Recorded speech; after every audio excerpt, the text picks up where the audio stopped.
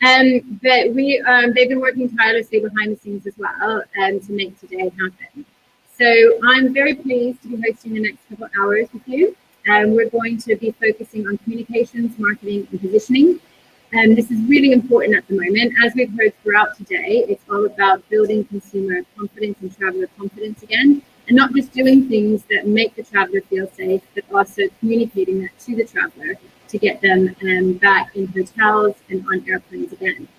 Now, I think at the moment, it's really timely to talk about the Victoria Falls Regional Tourism Association. It's an amazing blueprint for how the private sector can come together to operate across borders and to support a destination. So without further ado, I will now introduce you to Roland Vorwerk, Marketing Manager at Boundless Southern Africa, to introduce his panel. Roland, over to you. Thank you very much, Jennifer, and thank you very much for the introduction. As mentioned, I'm Boundless Southern Africa's marketing manager.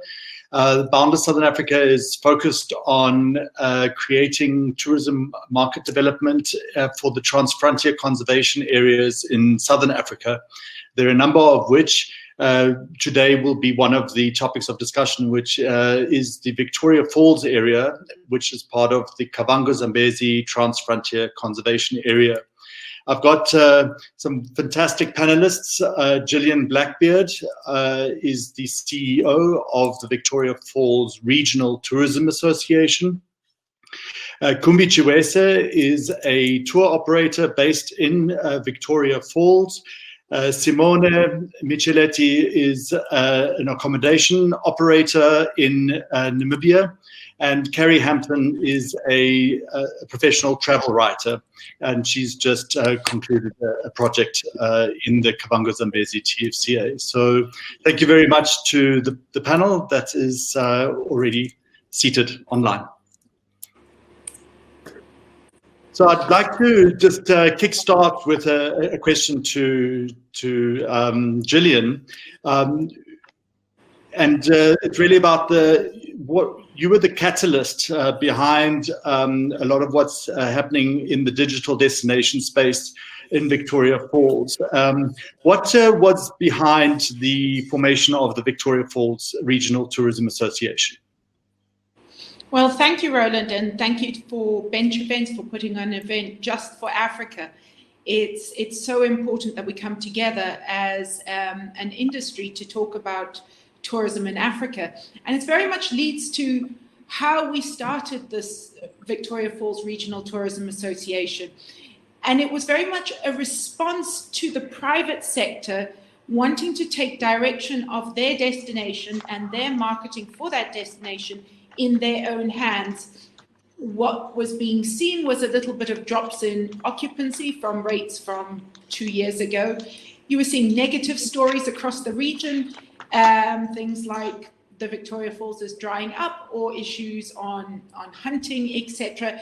And we were seeing a lot of negativity out there about the destination rather than a collaborative approach to the destination. The private sector as well felt that at the time they weren't receiving as much support as they should from their national tourism boards. Probably not from the tourism boards' fault themselves, but it just isn't enough to cover this huge, largest wildlife estate in the world. And people wanted to take their destiny, their private sector business into their own hands and be able to choose how they want to market it, and be able to use all the digital platforms and target them to their businesses and to the destination at once. Great. So the Kavango-Zambezi Transfrontier Conservation Area is a joint initiative of 5 countries. It's Angola, Botswana, Namibia, Zambia, and Zimbabwe. Historically and always, the fight really is between Zambia and Zimbabwe as to where the Victoria Falls is, or who has the better side of the Victoria Falls. And we now, in this Regional Tourism Association, have interesting additional entrants into that. So, Simone, you are based in Namibia, and you're a member of the Victoria Falls Regional Tourism Association. So explain to us, what is the interest for you, and what is the benefit to you being based in the Zambezi region of Namibia to being a member of this regional tourism association? And what's your link, your guest's link to Victoria Falls? Yes, hi to everybody. Being based in the Zambezi region, which is formerly known as Caprivi, it's if you know how geographically the Zambezi region is, we are just this little finger stripe, almost touching 4 borders in Palila Islands. It's a spot in Namibia where you can look into 4 countries.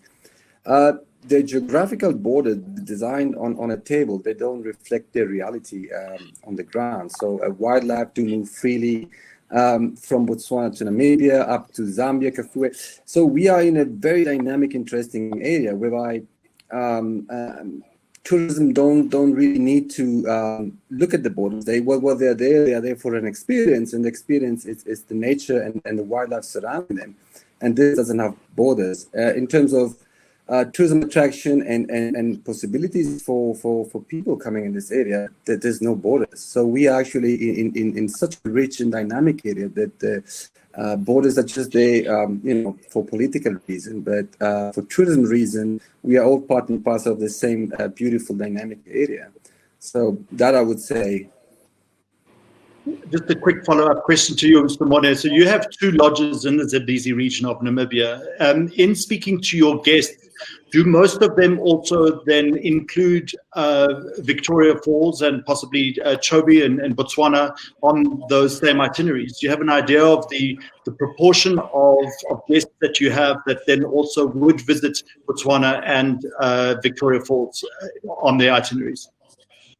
Absolutely. We have 3 lodges and 1 rest camp in this region, and we are basically on the way. All our clients, or 90% of our clients, they do end up their trip or start their trip from the Victoria Falls. So we're absolutely part and parcel of this regional tourism route. So absolutely, yes, our clients are well aware of their next or the fact that they're visiting us, they're going to end up in Victoria Falls, or they come from Victoria Falls. It's one area. It is one area. It's only boundaries, as I said, political boundaries that divide us, but it's absolutely part of the same experience, tourism experience. Yes. Great, thanks, Kumbi. I'm going to be coming to you now.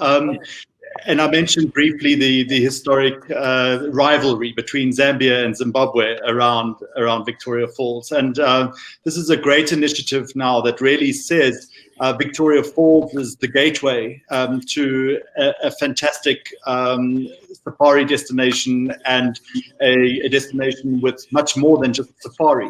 So I'd like to hear from you historically what has been your collaboration with operators in Zambia, and how are you able to position the destination to be more than just the Victoria Falls or more than just the wildlife? Roland, thanks. That's a great question. I can see where the sense comes, in terms of what Simone referred to earlier, the political borders, but I think generally as Africans, we're not divided by any sort of borders. It's just a mix of different cultures. I look at the river and the bridge as being the umbilical cord that really unites the two, Livingston and Victoria Falls. And traditionally, we operate in the conference incentive travel space. So, this is a terrific association in terms of opening up the whole region. It gives us a bigger playground within which to play with, give our clients definitely much more options. It makes my job easier actually connecting with all the different players within the region to actually take advantage of the opportunities that are being opened up as a result of the association. So ultimately, I think it's like maybe taking a leaf out of Mother Nature. The elephant herds, the buffalo herds, it's really moving together as part of a big team to get more recognition for our region, the great diversity of attractions that there are to offer. And of course, Victoria Falls is the natural gateway to the region. It's beautiful, fantastic, been going for millions of years, hopefully millions of years more to come. So I think the timing was great, and I think the future is even greater post-COVID, and giving opportunity for everyone to see what we have to offer. Great. Jillian, you've got a team of consultants in the region now that are raising the profile of the Regional Tourism Association and signing up members. So can you give us a quick insight into what your strategy is around encouraging further membership uptake beyond just the traditional Zambia and Zimbabwe that's focused traditionally on Victoria Falls? Sure, of course. And it was making me laugh when you were talking about Zimbabwe and Zambia. And a funny story, when we first thought about what brand we were going to call it, and we called it the Victoria Falls Regional Association, not because it was only the Victoria Falls, but because this was a well-known brand. And in times of COVID, when we're just starting out and we really wanted to promote the organization, we couldn't spend all our energy trying to create a new brand. Although it does seem to be that the Victoria Falls campaign, Africa's Eden, seems to have taken a good way forward, and everyone seems to be using that. So hopefully it will work. But when we first started, everyone was calling it Vic Falls Tourism Association. And our Zambian members reminded me it's the Victoria Falls that is the shared piece of land that everyone looks at. So that was funny. But in terms of our membership, we have a lot of people on the ground looking at the areas of Kaza, but not just Kaza and the adjacent wildlife areas, because obviously when the Kavango Zambezi Transfrontier area was made, for some reason, I'm not quite sure where the wisdom was, they left out some beautiful areas that are just closely adjacent. So areas like Tuli or the Metopus. And so obviously when we're looking at expanding membership, we would like to include those members. The idea being the Victoria Falls is almost a gateway to this wider region, and we continue out to all these natural areas. The thinking behind it, and very much our strategy for membership, is to think like a tourist, rather than think as an organizational or a political or a geopolitical entity. We know our tourists don't think of just one destination when they're dreaming or booking or planning their holiday. So for the first time, you have a destination marketing organization that's thinking like our consumer, like our traveler. How are they going to book their holiday? They certainly don't just choose one country and decide to go there. They look at the whole region and how they're best able to route. And this is how we're targeting our membership, how people route their travel.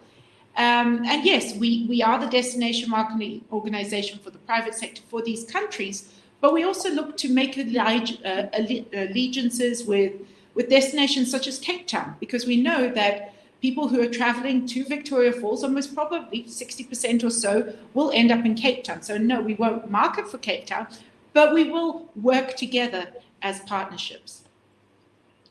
So Kumbi, coming to you, obviously Zimbabwe Tourism Authority and local tourism associations also have their finger on the Victoria Falls pie. So is there healthy cooperation? Is there competition? What would you, as an operator based in Victoria Falls in Zimbabwe, how would you engage with your national tourism authority and association and local associations, other destinations within Zimbabwe, and then utilizing and really maximizing your opportunity as a tourism enterprise based in Victoria Falls, but with an operational footprint in the region? Yeah, that's quite a question, Roland. Let me tackle maybe the tourism authority to start with. I don't think we're in competition with them. Our roles are really complementary, as well as the various operators within the country at large. So Victoria Falls is the natural gateway for tourism in our region anyway. I know some itineraries are constructed in a way that it's an add-on. It's not an add-on, it's a destination in and of its own right. And when you look at Africa's Eden, 4 countries, Zimbabwe, Zambia, Namibia, Botswana, it's a lot diverse attractions to offer. being told about the beauty of Namibia and the dunes, you know, that's something I'd love to go and see. And I know on some incentive itineraries, you know, Namibia is definitely one of the key attractions. So our roles are complementary. The Tourism Authority in Zimbabwe actually is very, very supportive of any private sector-led initiative to get our region front and center on the map. So I'd love to disabuse people of this notion of competition. I think it's really us working together. And that's looking at the association itself and what it's really all about. We're a collective. I think the saying is the sum of the parts is greater than the whole. So you're looking at a team, basically, a team effort in this case. Looking at the tour operators, one of my other hats, I'm the chairman of the Zimbabwe Tour Operators Association, and one of the things as an association we sought to do was get involved with the Regional Tourism Association as well and encourage our members to become members of the association. That's been well received, and I think there is a recognition that whether or not you fall within the Victoria Falls area, there's still other parts of the country, Zimbabwe, and other parts of the other countries who are part of the association to visit and benefit from. So in bottom line, there's more to see, there's more to do, gives people more of a reason to stay longer and not just hop in and out as an afterthought, as an add-on. I hope I've answered the question. That's fantastic. Carrie, are you with us? Do you have a voice? Carrie? I'll move on to Simone just while we're dealing with Carrie's technical issues. Simone, the Kavanga Zambezi Transfrontier Conservation Area, so Kaza really is about the Kavango River and the Zambezi River. And your properties are very based around their proximity to those watercourses.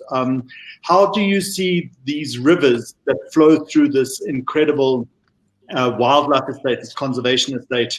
What's the link around the rivers from a tourism experience point of view? Earlier, Kumbi mentioned about the dunes, but Namibia, one has to keep in mind it's also about beautiful wetlands, and the Zambezi region, or the previous trip, it's surrounded by rivers. We are the Four Rivers route. We're part of what they call the Four Rivers route. And the experiences that one can really, as a tourism point of view, the tourism experience around these rivers is unique. We do have, you mentioned the Zambezi, we have the Chiweshe, we have the Linyanti, the Kwando, and the Kavango. I mean, where else in Africa do you have these mighty rivers, and they all cross all around our region? So the experience is huge, with the advantage that we are a tiny little strip. I'm talking about the Namibian portion of the Kaza, a tiny, small little strip, and with this, I was mentioning before, dynamic African wildlife corridors. I mean, one of the biggest movement of elephants is passing through our region here, and the rivers are vital because, especially in the dry season, that's where all the wildlife concentrates. Now, tourism opportunities are huge. Namibia has been, probably this area has not been well known from the majority of tourism visiting the falls because they link to other areas, but the importance of the association is now to make this a destination part and parcel of the African Eden experience. And wow, I mean, the rivers, as you mentioned, they are the biggest part of it probably because beautiful opportunities there. Jillian, it seems at this stage that you have really got a membership that's based with the main existing lodges and some of the other tourism value chain operators. Where do you see community-based tourism enterprises and smaller tour operators able to benefit from the outputs of this tourism association? And what's your engagement strategy looking like in terms of being quite broadly inclusive across the four countries or the five? Yes, you're right. We started off with founding members, which was very much taking a broad scope of all the larger companies that were supporting the tourism business in the area. And once we secured that, we were able to secure our future financial stability for the rest of the year, which is obviously very important if you're not going to rely on any public sector funding. But the idea behind the association was to raise the destination as a whole. And that's when you come into two areas. One you mentioned as the supply chain, and the feeling was that we needed to engage and create membership for the suppliers of the tourism industry. So much in destination organizations, we seem to forget that this huge input comes in from the supply chain, whether it's a huge company like a bank that services all the supply chain, to a very small localized crafter, for example, who would also supply goods and services for the tourism industry. So it was important to start engaging the supply chain, which we have. And then once we're able to stabilize our base, and we had all these digital platforms which allow us to promote the destination, which we'll be talking about in about 30 minutes, we were then able to reach out, and what we would call associate members. These are members that don't pay anything, but as our gifts back to the community and to the destination as a whole, we wanted to give an opportunity, for example, to community-based conservation organizations, people like the Victoria Falls Anti-Poaching Unit, to become associate members, or a wonderful leather producing organization called Waya Waya, which is based in Livingston. They are a small organization of local women who are making wonderful leather goods that are styled almost in Italian way. It's fabulous. And they are associate members. They don't pay anything, but we use all these wonderful digital platforms that we've created to give them a voice, to give them an image, and to help them promote themselves as part of this tourism sector in the region. Great. And Kumbi, obviously there's a lot of uncertainty about when things will be able to open up again. So my next question really speaks to, again, positioning Victoria Falls as a gateway to Africa's Eden, as you've branded it, which is the countries around Victoria Falls. So what would you be working on with colleagues in Zimbabwe around increasing airlift into Victoria Falls, especially with the unknown about when Johannesburg as a Southern African hub will then start supplying much needed traffic back into Victoria Falls. So what's your sense in terms of the key strategic issues around increasing the airlift into Victoria Falls? It's a great question, Roland. I think most of it has to do with access to the region, obviously. The main hubs be Johannesburg. South Africa is closed right now. Ethiopia, that's remained open throughout for cargo, repatriation flights and the like. And Nairobi, that's been another natural access direct into Vic Falls. So a lot of that will have to do with demand, source markets, what the state of the source markets is. Europe not permitting currently travel into our region. So that needs to open up, and that's vital. United States, whether or not that's open as well for people's travel, but things that are happening, rates of infection, different states peaking at different times, means that different states will be ready to travel at different times. And as I understand, the governors are responsible for opening up and operating in intrastate issues on top of the federal government. So look, there's a lot of moving parts. I think we look to organizations like IATA, which are responsible for managing the flow of air traffic around the world. It's a complex business. There's margins and all sorts, razor-thin margins already historically. It's the volumes game. So demand from source markets, number one, and I think airlines as well, finding a reason to travel, reason to put flights and operate through the hubs first. Raphael was on earlier from IATA, and he's a very passionate speaker about hubs or potential new hubs, offering a compelling proposition to airlines. A cocktail, fuel uptake, lower fuel prices and things that encourage them to uptake or uplift fuel at the end point. So I think partners like IATA would be very, very important in crafting a fully informed strategy in terms of how to get the airlines interested. It'd be great to have more direct access rather than via hubs. And I think as an association and any sort of tourism authorities, ministries, we should really have a little group perhaps to discuss and look at this very, very carefully and start working on an appropriate strategy to get airlines to fly direct into our region. And of course, I think the messaging is very, very important in terms of the issues on the ground here. A lot of work has gone into putting protocols into place to ensure health and safety. Tourism, by its very nature anyway, it's very health and safety conscious, and contact tracing and all the rest of that, it's been the mainstay of tourism because we have quite a bit of information on everybody who comes with, passes through our hands.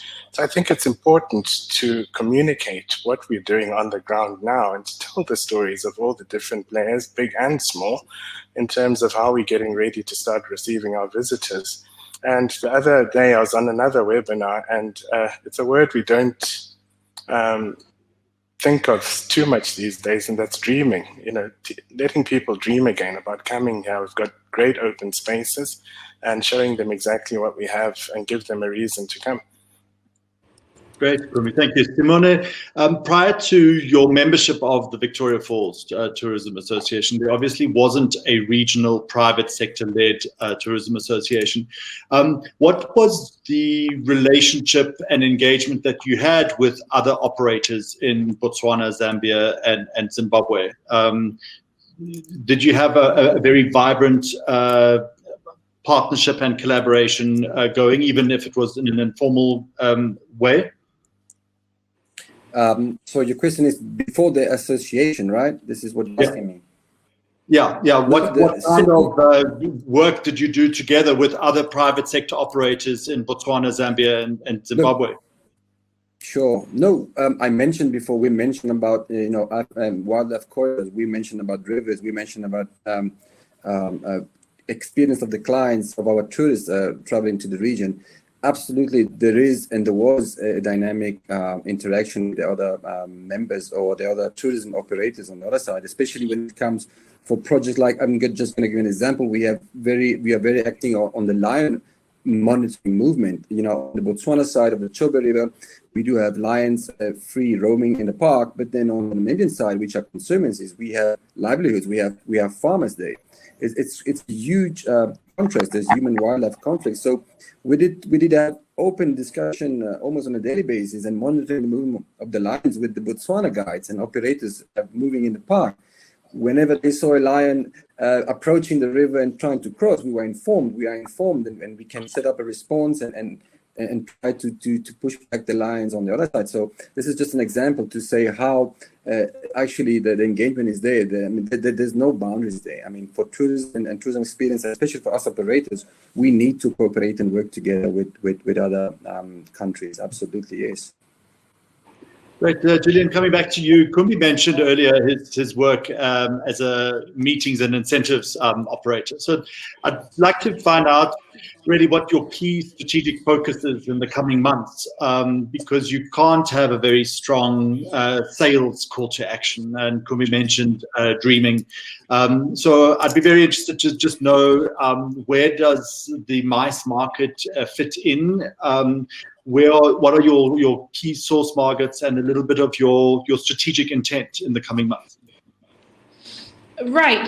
Yes, you're right. We can't go actively and initiate bookings right now, except for within the domestic market in some of the countries.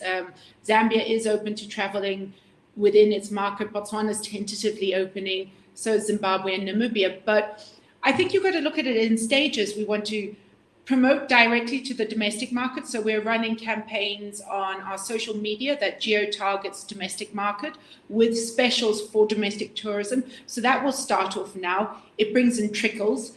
The idea then soon it should open up, and then we will go to the international market. So I see that we've run out of time, so I'm sure we can talk about that in the next panel in 30 minutes.